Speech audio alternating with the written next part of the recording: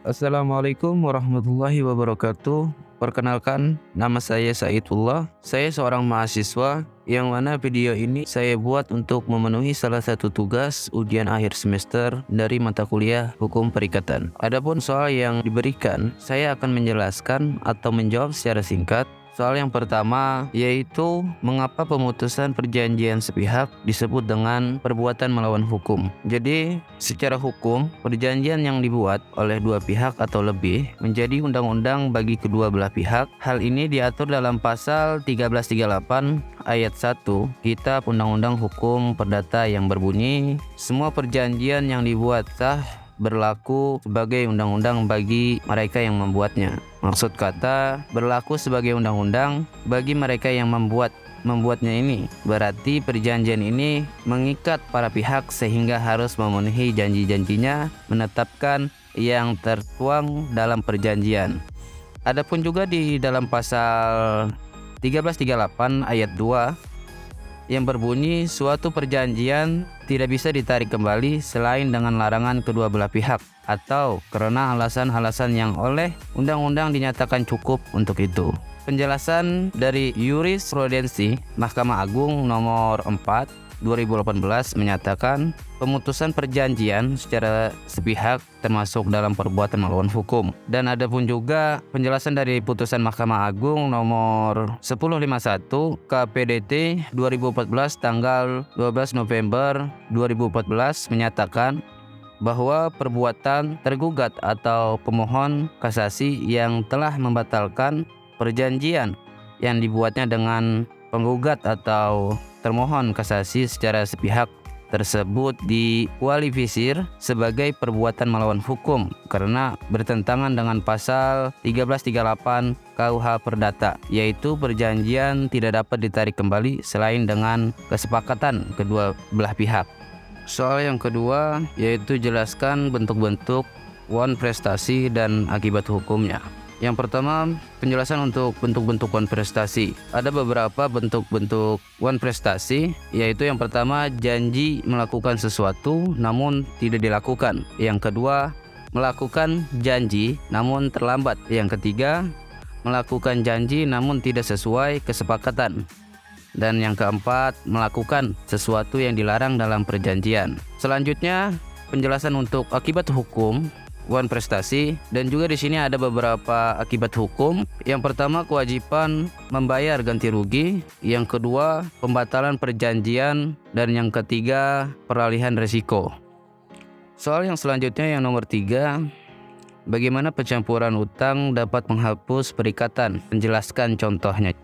Jadi, pencampuran utang diatur dalam pasal 1438 dan pasal 1437 KUH Perdata yang mengatur pasal 1436 KUH Perdata apabila kedudukan sebagai kreditur dan debitur berkumpul pada satu orang, maka terjadilah demi hukum suatu percampuran utang dengan mana piutang dihapuskan. Penjelasan di dalam pasal 1437 KUH Perdata, pencampuran utang yang terjadi pada debitur utama berlaku untuk juga keuntungan para penanggung utangnya. Pencampuran yang terjadi pada diri penanggung utang sekali-kali tidak mengakibatkan hapusnya utang pokok.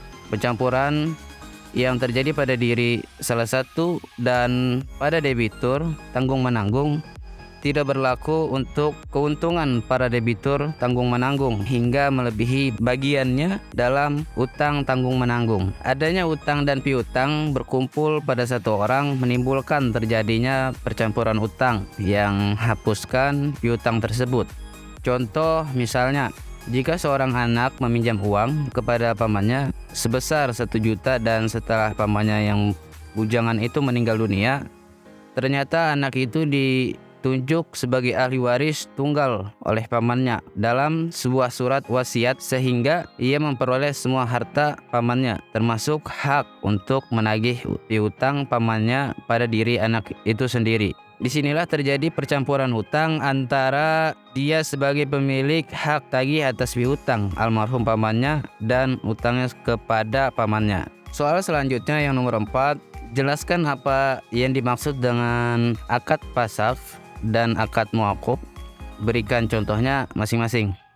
Fasakh disebut adalah sebuah pernikahan yang dimana dalam pernikahan itu ada kerusakan dan diperbolehkan untuk putus atau dirusak pernikahannya, yang pada prinsipnya hak antara suami atau istri ada kerusakan yang diketahui setelah terjadinya proses ijab atau qabul pernikahan. Sedangkan akad mauquf adalah akad yang masih memiliki keterkaitan dengan hak orang lain, seperti jual beli barang orang lain tanpa izin.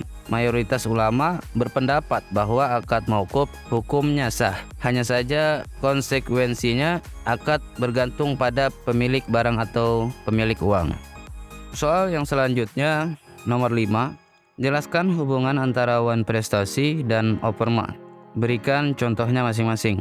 Jadi umumnya tidak dipenuhinya prestasi oleh debitur disebut dengan wan prestasi.